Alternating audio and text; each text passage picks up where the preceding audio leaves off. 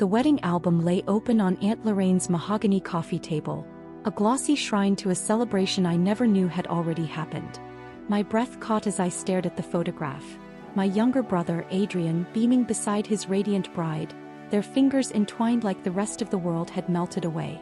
Tomorrow was supposed to be their wedding day. At least that's what the invitation in my purse claimed. Elara, sweetheart. I thought you knew. Aunt Lorraine's voice trembled from behind me, thick with guilt, the kind you can't polish away. The crystal frame I'd been holding slipped from my hands. Glass shattered across the hardwood floor, the sound ricocheting through the quiet room like a verdict.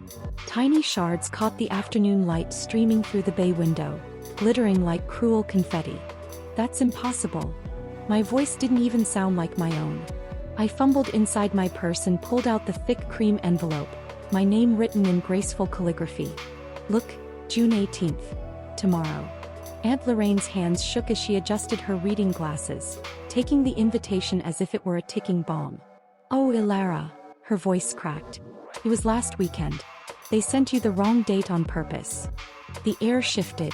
I'd taken time off from my design firm, spent weeks searching for the perfect dress, wrapped an elegant gift in gold foil. I'd practiced what I'd say to family members who barely acknowledged my existence. And now, with 5 words, they didn't want you there. Aunt Lorraine had sliced through the last fragile thread I'd been clinging to. I thought the ache in my chest was heartbreak, but it was something far more dangerous, resolve. The words lodged in my chest like splinters. I kept staring at the invitation in Aunt Lorraine's trembling hands, the elegant gold embossing that had once filled me with hope now mocking me. Last weekend. Not tomorrow. I tried to steady my breathing. There has to be a mistake. Lorraine shook her head slowly as though peeling off a bandage. Your mother. She thought it would be easier if you weren't there. The room tilted slightly. I remembered the day I'd found the envelope in my mailbox. Sunlight bouncing off its smooth surface, my thumb tracing my name as my heart lifted for the first time in years. Maybe this is it, I thought. Maybe they finally want me there. 2 months earlier, at the engagement dinner, Adrian's eyes had darted to every face in the room except mine. Still, I'd smiled, offered my congratulations, even volunteered to help with the arrangements. Anything to prove I belonged. That week, I drove to 3 different boutiques searching for the right dress. Not too bright, not too plain. Something that whispered elegance without demanding attention. I wanted to look like I'd always been part of that family table, not the outsider trying to fit in. The saleswoman had said I had a glow as I turned before the mirror, holding the dress to my frame. I'd smiled back, pretending I didn't notice the sting of tears behind my reflection. Now, standing in Lorraine's living room, the gift bag on the floor beside me felt like a joke I wasn't in on. They've always treated me like I'm invisible, I murmured. My voice no longer wavered. Not invisible, Lorraine said softly. Just unwelcome. And somehow that hurt more. I knelt to collect the shards of crystal from the floor, their jagged edges catching in the afternoon light. Aunt Lorraine moved to help, but I shook my head. Let me, I said, my voice calm in a way that didn't feel like me at all. They'd excluded me before in ways small enough to pretend were accidents. Forgotten calls, lost invitations, conversations that stopped the moment I entered the room. But this was deliberate, public, final. For once, I didn't rush to explain it away. I didn't scramble for reasons to make it easier to swallow. They decided you'd bring up uncomfortable topics, Lorraine said reluctantly. I almost laughed. Uncomfortable topics. Like the tens of thousands I'd quietly funneled to keep the family's lakeside cabin from foreclosure. Or the questions I'd asked about why Adrian's repeated business failures were forgiven while my successes were dismissed. I wrapped the broken crystal in the glossy paper I'd used for their gift, the festive pattern now a cruel parody of celebration. I thought if I achieved enough, helped enough. My throat tightened. They'd finally see me. Lorraine's hand covered mine, her skin cool and papery. Some people can't see what's right in front of them, Elara. Not because they won't. Because they refuse to. Something inside me shifted then. A deep tectonic crack under years of pressure. A slow, unstoppable release. I looked at the wedding album on the table. All those smiling faces gathered in celebration, untouched by my absence. They didn't need to crop me out. I'd never been in the picture to begin with. They had made their choice. Now I would make mine. The next afternoon, my hands gripped the steering wheel so tightly my knuckles ached. My parents' sprawling stone-front home loomed ahead, ivy climbing its walls, windows gleaming in the sunlight like nothing inside could ever be rotten. I killed the engine but didn't move, my pulse thudding in my ears. Through the bay window, I saw them. My mother reclined on the ivory sofa, champagne glass in hand, my father in his leather chair, flipping through an album, and Adrian, my golden child brother, holding up a framed wedding portrait like a trophy. Laughter floated out through the cracked window.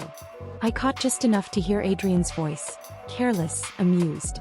Best decision we made was keeping her away. One perfect day without Elara ruining it. The words made my stomach twist. For a moment I thought I might be sick right there in the driveway. But instead I opened the car door, the cool air slapping my face as I stepped onto the gravel path. When I walked into the foyer, they didn't scramble to hide their amusement.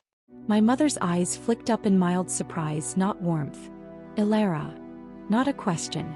Not a greeting. Just acknowledgment, like spotting an unexpected delivery at the door. The wedding was last weekend, I said evenly. You sent me the wrong date on purpose. Adrian didn't even glance up from the album. I needed one perfect day without you. It was the simplicity of it that cut deepest. No denial. No excuses. Just the truth, naked and sharp. You've always disrupted our peace, my mother added, adjusting her pearl necklace. We needed one special occasion without your intensity. My father stared at his hands in silence. That silence was worse than anything they'd said aloud.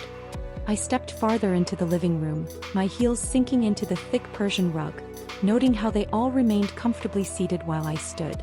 The hierarchy couldn't have been clearer if they'd staged it for a play. I've poured thousands into repairing the cabin at Lake Onyx, I said, my gaze fixed on my mother. Through my holding company. Did you think I wouldn't notice that you've been telling everyone it's still entirely yours? She waved a manicured hand as if brushing away dust. That's what successful children do, they help their parents.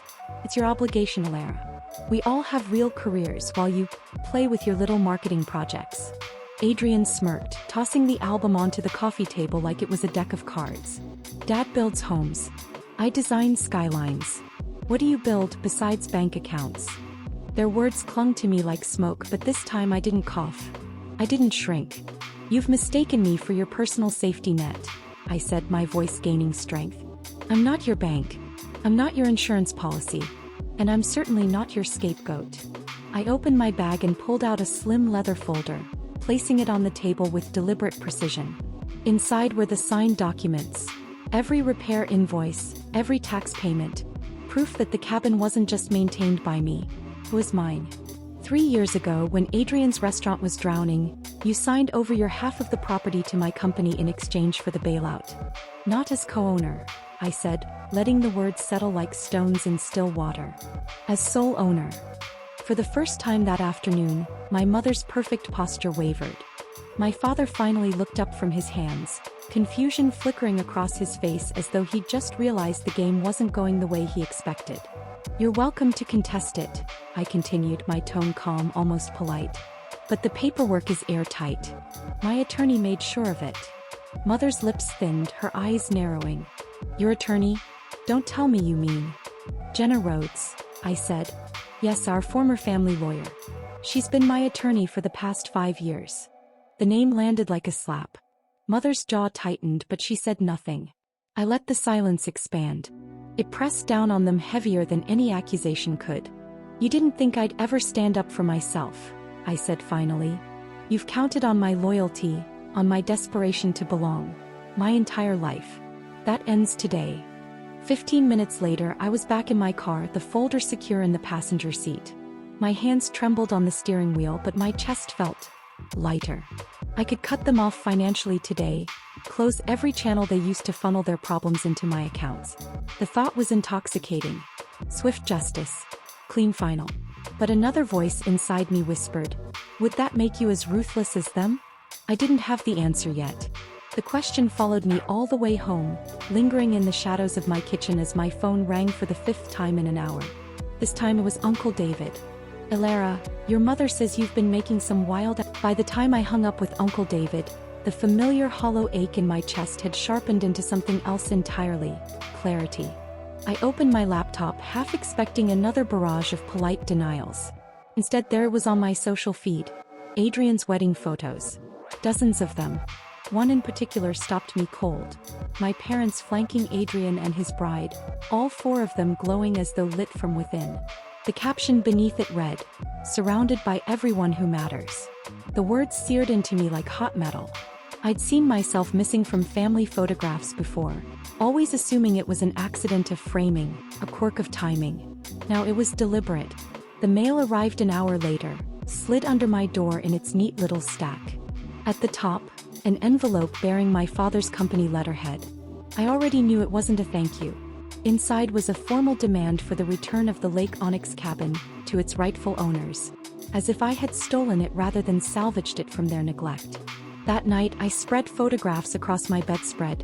Birthdays, holidays, vacations. I searched for proof that the love I remembered had been real. But the smiling faces looked back at me like strangers in someone else's scrapbook. Had I imagined it all? At 3 a.m. I reached for my phone, thumb hovering over my mother's number. One apology, just one, might bring the peace I thought I wanted.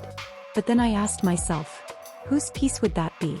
Instead, I opened a spreadsheet and began documenting every check to Adrian's failed businesses, every property tax payment, every loan that never came back. Each line item felt like a brick in a wall, one I was finally building between us. Tuesday afternoon, a knock broke my focus. I looked up to see Aunt Lorraine standing in my office doorway, holding 2 paper bags from my favorite deli. "Thought you might be skipping lunch," she said, setting one on my desk. Her hand lingered on my shoulder, warm and steady. "I'm proud of you, Elara. About time someone in this family showed some courage." Before I could answer, my assistant's voice crackled over the intercom. "Ms. Vance, your parents are in the lobby. They don't have an appointment." Lorraine's brows lifted. "Want me to stay?" I straightened in my chair. "No. I need to handle this myself." They arrived moments later, my mother leading the way with a tissue pressed delicately to her cheek, though her mascara was perfectly intact. My father stood rigid beside her, the lines of his face carved deeper than I remembered. "Elara," my mother began, voice quivering. "How could you abandon your family? The cabin has been in our family for generations. You have no right." "It hasn't been in our family for years," I cut in. "You sold your half to my company when Adrian's last venture collapsed." Her tears vanished as quickly as they'd appeared. "We did no such thing."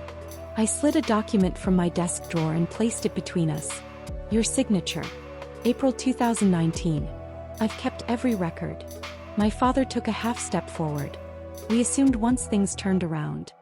"You assumed I'd give it back without mentioning the legal transfer," I said, my voice firm now. "Or that I'd keep bankrolling your lives while you excluded me from them. I'm not your bank. I'm not your safety net. I'm done." For the first time, my mother's eyes flickered with something other than disdain. Fear. The intercom buzzed again. "Ms. Vance, Jenna Rhodes is here for your 2 o'clock. Perfect timing." Jenna walked in with her usual air of precision. Dark suit pressed, hair pinned neatly, briefcase in hand. She glanced from me to my parents, instantly reading the tension in the room. "Mr. and Mrs. Vance," she said, her tone polite but edged with authority. "I believe our meeting is concluded." "This is family business," my mother hissed. "Which is why," I replied evenly, "my attorney is handling it." Jenna nodded toward the door with quiet finality. "All further communication will go through my office." The contrast was stark. Jenna's respectful "Ms. Vance" against my mother's dismissive glare. My father's mouth opened, then closed again, confusion tugging at the corners of his expression. When they were gone, Jenna set her briefcase on the table and pulled out a stack of neatly tabbed documents. "Ready to make this official?" I signed each page deliberately, my pen gliding smoother with every stroke. Joint accounts closed. Co-signed loans dissolved. Property deeds confirmed. When I reached the final document, 30 days notice for them to vacate the cabin, it felt like signing my own Declaration of Independence. "They don't have a legal leg to stand on," Jenna assured me, slipping the signed forms into her case. "Your mother's signature on the sale is ironclad." My phone lit up with Adrian's name, the first time he'd called me in years. I watched it ring. Some calls, I decided, don't deserve to be answered. The next morning, the papers lay spread across the polished mahogany of Thomas Lang's desk. My financial advisor had the steady hands of a man who'd seen empires collapse and inheritances vanish. We moved methodically through the list. Joint accounts closed, co-signed loans transferred, investment portfolios divided. Each signature I added felt like a rope being cut from around my neck. Perfect timing, Thomas said, checking his watch. They're probably halfway through their country club lunch right now. No better moment to pull the plug. I could picture it exactly. My mother ordering her second gin and tonic, my father nodding politely at some retired executive's story. Their routines had become my strategic advantage. What about the restraining order? I asked, sliding the last form toward him. Judge will review it this afternoon, Thomas replied. The documentation is thorough. Workplace harassment is clear. My phone buzzed on the desk, security from the lobby. Miss Vance, there's a situation. Your brother is demanding to see you. Is he causing a disturbance? Asked my voice calm. Yes, ma'am. Very insistent about financial matters. Thomas scribbled a note and slid it toward me. Strengthens the restraining order case. I'm not coming down, I told security. Follow protocol for unauthorized visitors. 15 minutes later, another call. This one from an unfamiliar number. Elara, it's Mara, came the shaky voice of Adrian's wife. I'm outside your building. Through my window I saw her, shoulders hunched, phone pressed to her ear. I saw everything, she said. I had no idea he could be like that. Her next words stopped me cold. He told me you refused to help with the wedding, that you were jealous of our happiness. But that wasn't true, was it? I kept my eyes on her through the glass, the spring wind tugging strands of hair across her face. The diamond on her ring caught the sunlight, a perfect, glittering lie. No, I said quietly. I didn't even know when it was happening. Mara's voice cracked. I'm sorry. I should have questioned it. I should have asked why you weren't there. She glanced down at her shoes before meeting my eyes again. 3 weeks married and I'm already seeing the truth. Today in your lobby. I recognized the look on his face. Her voice lowered. It's the same one my father had when he threatened my mother. The air between us shifted. She wasn't just offering me sympathy, she was holding out a piece of herself, raw and trembling. Why are you telling me this? I asked. Because I'm not going to wait 30 years to admit what I'm seeing. And maybe because you're the only one who might believe me. I didn't know whether to let that bridge form or burn it on sight. She was tied to the very wound I was still trying to close. That afternoon, Aunt Lorraine appeared at my office again. This time carrying a worn leather briefcase I'd never seen before. I've been keeping these for years, she said, setting it on my desk. Inside were folders thick with emails, text messages, and financial records spanning a decade. Your mother never deletes anything, Lorraine said grimly. She thought she might need leverage someday. I opened the first file and began to read. Each message was a blow. Tell Elara the repairs are minimal. No need to mention the foundation issues. She's coming for Thanksgiving. Hide the new boat until after she leaves. And that was just the beginning. I sat at my desk, flipping through the papers with a growing sense of nausea. Every line was a thread in a web I hadn't realized they'd been weaving around me for years. Need money for Adrian's business. Elara won't mind co-signing. Keep her in the dark about the property tax increase. Don't tell her we're selling the boat until after she visits. It wasn't just neglect. It was orchestration. Halfway through the second folder, the office door opened again. Jenna stepped in, her gaze sharp as she scanned the open files. She didn't need long. Her expression hardened almost immediately. This strengthens our position on the cabin ownership considerably, she said, selecting several key pages. The judge will see a pattern of exploitation, emotional and financial. Thomas arrived not long after, a quiet shadow in the corner. We've reinforced all your account security, he reported. Even with what they know about you, they won't be able to touch a thing. The following morning, Jenna's call came before I'd even finished my coffee. The judge granted the restraining order, she said. 500 feet from your workplace and home. His exact words, clear pattern of harassment. That afternoon, Lorraine rang again, her voice lighter. Your cousin backed out of her bridge game with your mother. Said she couldn't look her in the eye after what she did to you. It was like watching dominoes fall. One by one, family allies shifting away from them. Uncle Peter dropped them from holiday hosting duties. Grandmother's best friend refused their dinner invitation. Meanwhile, Adrian's drinking had become impossible to hide. And as whispers spread about Mara moving back to her parents' house, his perfect facade began to splinter. The fallout was finally starting. The official eviction notice went out on a Thursday. Heavy cream paper, embossed with the seal of my holding company, addressed to my parents' front door. By the time it landed in their hands, the rumors had already been circling for days. About Adrian's failing marriage, about the cabin they could no longer claim, about the restraining order they pretended was just a misunderstanding. I imagined my mother's face as she unfolded the letter, scanning each line, expecting a loophole that wasn't there. My father, silent beside her, reading it twice before the truth sank in. They had never imagined consequences. Not really. They'd relied on my silence, on my need for scraps of acceptance. But now the paper in their hands told a different story, one they couldn't rewrite. A week later, I walked through the lobby of my office building, morning sunlight spilling across the granite floor.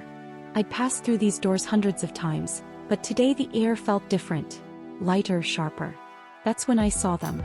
My parents stood just inside the glass, flanking a man in a dark suit I recognized instantly. Pastor Calloway, their spiritual advisor for as long as I could remember. His Bible was clutched against his chest like a shield. "Elara," he said warmly, extending a hand I didn't take. "Your parents thought it might help to have a neutral presence for this conversation." "Neutral?" I raised an eyebrow.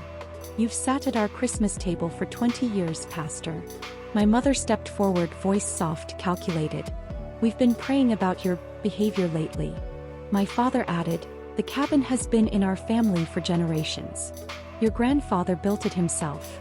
And just like that, they were rewriting history again, this time in front of an audience. Pastor Calloway's hand rested gently on my arm. "Forgiveness is divine, Elara. There are bonds that transcend disagreements." Disagreements. The laugh that slipped from my mouth was low and humorless.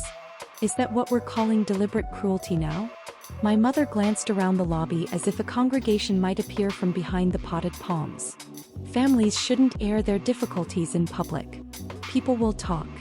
I stepped toward the reception desk, opened my leather portfolio and pulled out 2 envelopes. I placed them side by side on the counter. "This," I said, tapping the first, "is the invitation I received." My finger moved to the second. "And this is the real one. The one Aunt Lorraine showed me later." The pastor's brow furrowed as his eyes darted between the dates. "They sent me the wrong date so I wouldn't be at my own brother's wedding," I said. My voice didn't shake. It was steadier than I'd expected. This wasn't a misunderstanding. It was deliberate exclusion. "Sometimes families make difficult choices to keep the peace," he began, but I cut him off. "I've kept the peace my entire life. I've turned the other cheek so many times I'm dizzy from spinning. Now I'm choosing to live instead." I met his gaze squarely. "Did they tell you I've been making payments on the cabin for 8 years while they pretended it was theirs? That they've asked for money every time Adrian launched another doomed venture? Or that I've been left out of 3 consecutive Thanksgiving dinners, except when the roof needed replacing?" The pastor's certainty wavered as he glanced toward my parents. "After all we've sacrificed for you," my mother began, but the words no longer landed like they used to. This time I was ready.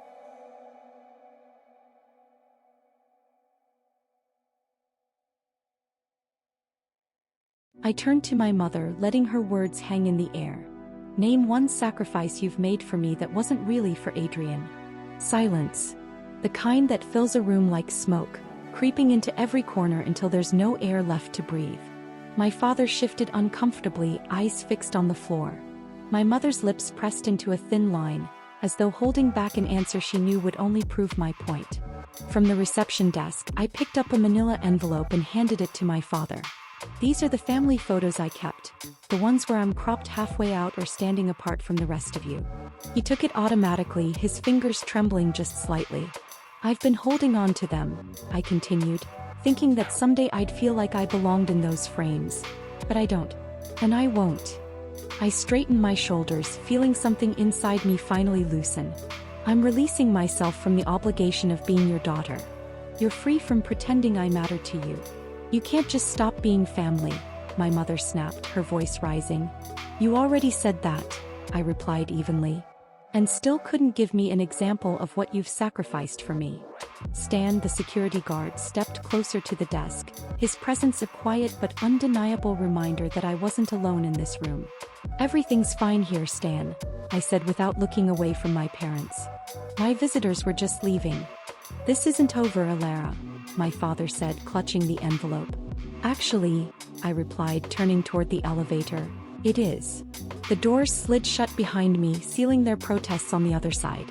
For the first time in decades, I felt weightless. 2 weeks later, the news came through Aunt Lorraine over an early morning call. Adrian's lost his job, she said without preamble. And, well, Mara's been staying with her parents. I stood at my kitchen counter, coffee cooling in my hands. Already? It's all unraveling, Lorraine murmured. The drinking, the debts, it's catching up with him. I felt no surge of vindication, only a distant pity, like watching strangers through a rain-specked window. The following Tuesday, an envelope appeared on my desk at work.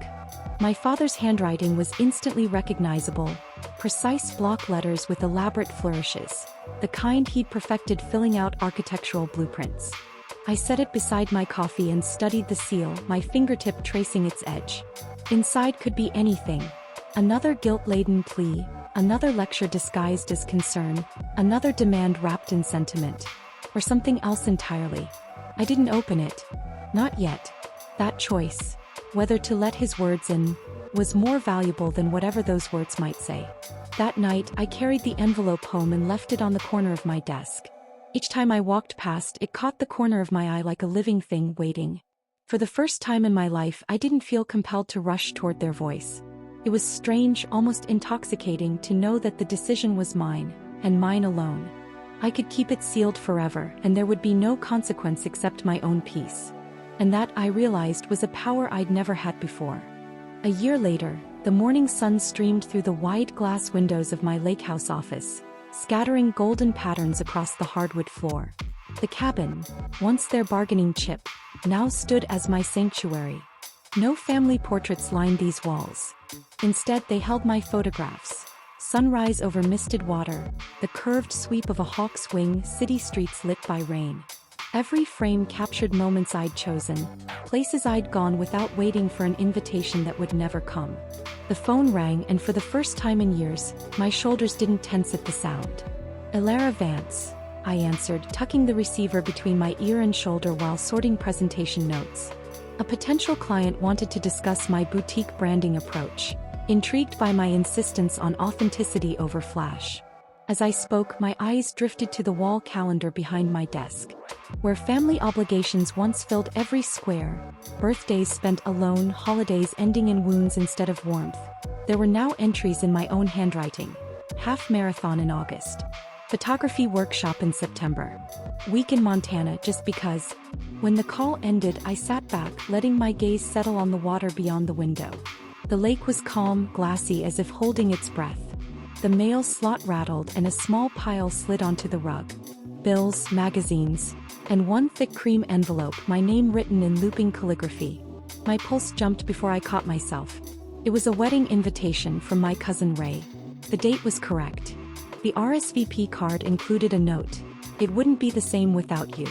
The words should have warmed me. Instead, I reached for my calendar to see if I was free. I wasn't. And I wouldn't rearrange my life to be. I turned the RSVP card over in my hands, running a thumb along its embossed edge. A year ago, I would have dropped everything, scrambled for the perfect gift, booked a dress fitting, rehearsed polite answers to intrusive questions about my single, childless life. Now, my calendar told me something different. Ray's wedding fell right in the middle of my photography retreat in Maine, a week I'd been looking forward to for months. Sunrise shoots on rocky shores, late nights by the fire with a notebook and a camera at my side.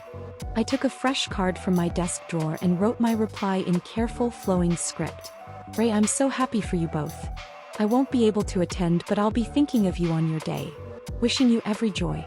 I sealed the envelope, not with guilt but with a quiet satisfaction. The gift I would send, a handcrafted piece from a local artist, was chosen for the pleasure of giving, not as a ticket to belonging. That evening, my kitchen filled with the warm scent of cinnamon as Aunt Lorraine arrived first for dinner, balancing her famous apple crumble. Thomas followed, carrying a bottle of wine he'd been saving for an occasion worthy of opening it. Jenna rushed in last, court files still in her bag, her laugh ringing bright as she hung up her coat. 1 year, Thomas said, raising his glass once we were gathered around my table. To boundaries that could hold back an army, Lorraine added with a grin.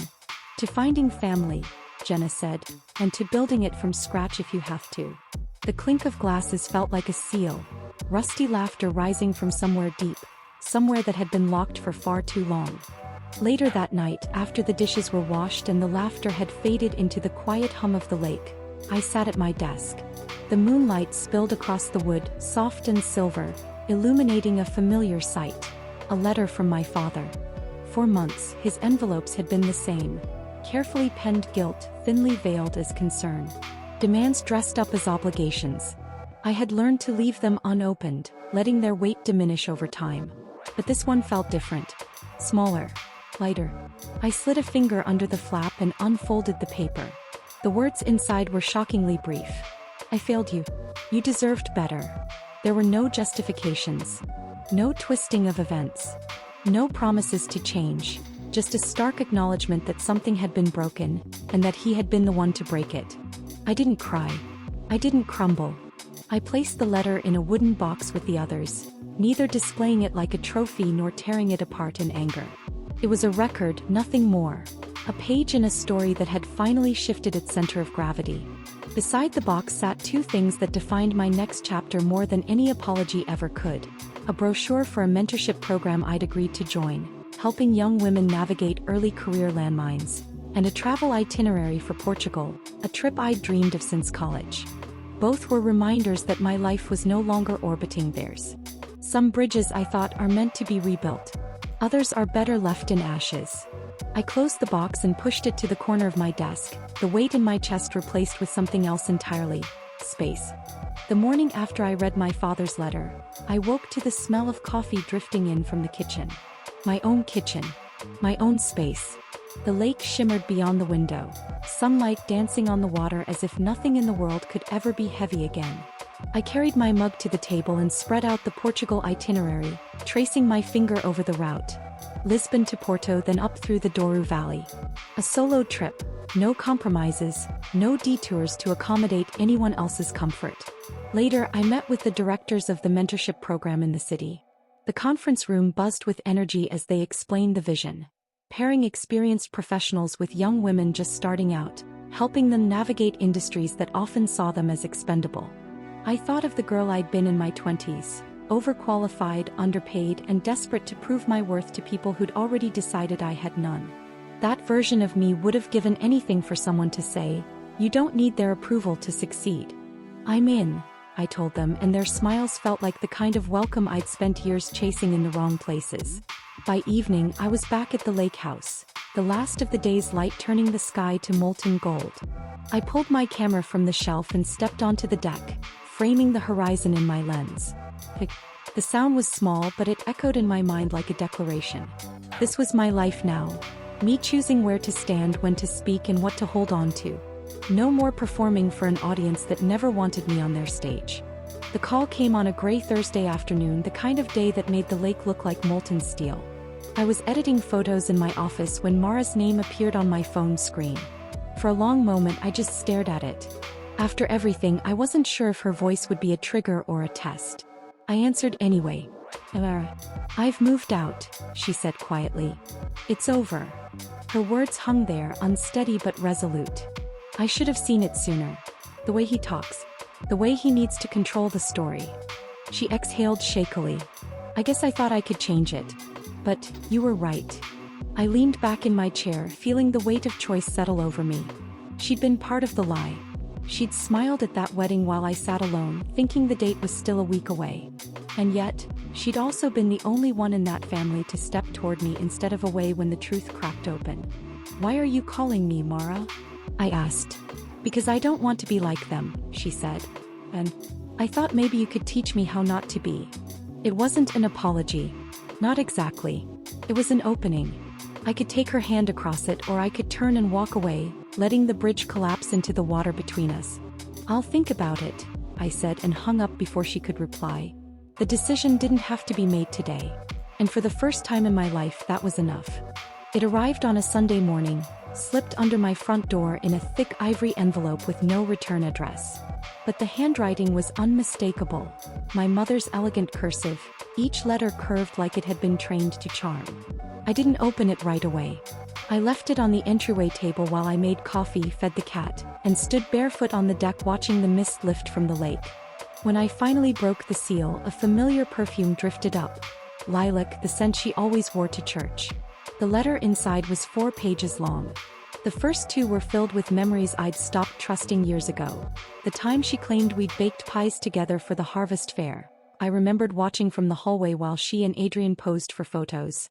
The Christmas morning she said I squealed over a bicycle. I'd been 12 and the bike was for him.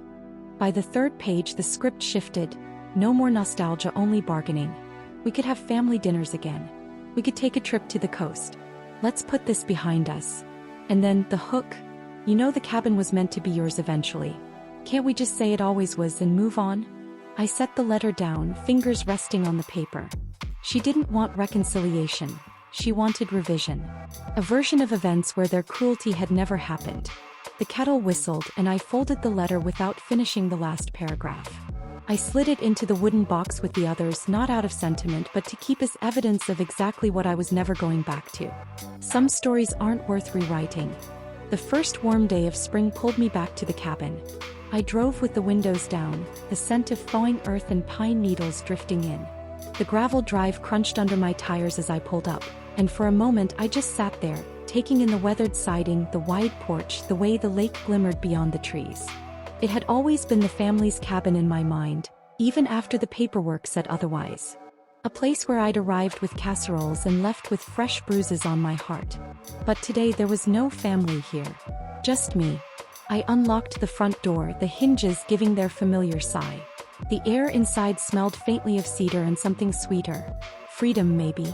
Sunlight spilled across the worn oak floors, catching on the framed photographs I'd hung last summer. None of them held my parents' faces. I walked through each room slowly, fingers brushing the surfaces, tracing the grain of the wood my grandfather had worked with his own hands. In the back room, I opened the desk drawer and pulled out the deed. My name, only my name, etched in neat black ink. I'd looked at it dozens of times before, but today it felt like it was finally true. I set it in a new frame, placing it on the mantel where the old family portrait used to hang. The space above the hearth no longer bore the weight of someone else's story. Standing there, I realized I didn't just own the cabin. I owned every inch of my life that they'd once tried to control. That evening, I sat on the porch with a mug of tea, watching the last slant of sunlight stretch across the lake. The cabin was quiet, save for the creak of the boards under my chair and the distant call of a loon. For years, this place had been a symbol of obligation, a bargaining chip they dangled to keep me tethered. Now it was mine, completely and irrevocably. But ownership alone didn't feel like enough. I wanted the cabin to mean something more than survival. I pulled out my notebook and began sketching ideas. A weekend retreat for young women in the mentorship program. A creative residency for artists who needed silence and space. A place where no one would have to earn their right to be there. As the sky deepened into shades of violet, the outlines on the page became clearer. The living room could host workshops. The spare bedrooms could be fitted with desks and comfortable chairs. The dock could be a place for early morning meditation, the kind that lets you breathe without anyone watching for cracks in your armor. I thought about the girls I'd be mentoring, how easily they could end up chasing approval from the wrong people the way I had. Maybe here in this space they could learn earlier what it had taken me decades to see, that their worth wasn't up for negotiation. A breeze rustled through the pines, carrying the scent of the lake up to the porch. I closed the notebook, my decision made. The cabin's story was no longer about what my family had taken from me. It was about what I was going to give. The first guests arrived in late summer. 2 women in their 20s, wide-eyed and unsure, clutching notebooks like shields. I met them at the door of the cabin, barefoot, the lake wind tugging at my hair. "Welcome," I said and meant it. We spent the weekend gathered around the big oak table, sharing meals, trading stories, mapping out plans for the lives they wanted to build. In the quiet hours, I watched them settle into the rhythm of the place. Writing by the windows in the morning light, walking the forest paths in the evening, breathing a little deeper each day. One night, as the sun bled into the horizon, one of them asked, "How did you know this cabin would be yours someday?" I smiled, thinking of the years I'd believed the opposite, that it would always belong to people who only saw me as a resource, a problem, or a shadow in their photographs. I didn't, I admitted. I just decided to stop letting them decide what was mine. After they left, I stood on the dock alone, the water catching the stars. Somewhere far away, my parents were still rewriting their version of the story. Adrian was probably still finding someone else to blame. Mara's number sat in my phone, unanswered. And maybe one day I'd call her back. Maybe not. That was the beauty of it. Nothing was decided for me anymore. The cabin behind me glowed with warm light, the air carrying the faint scent of pine and possibility. For the first time, I realized I didn't just survive what they did to me. I'd rewritten the ending. And this time it was mine.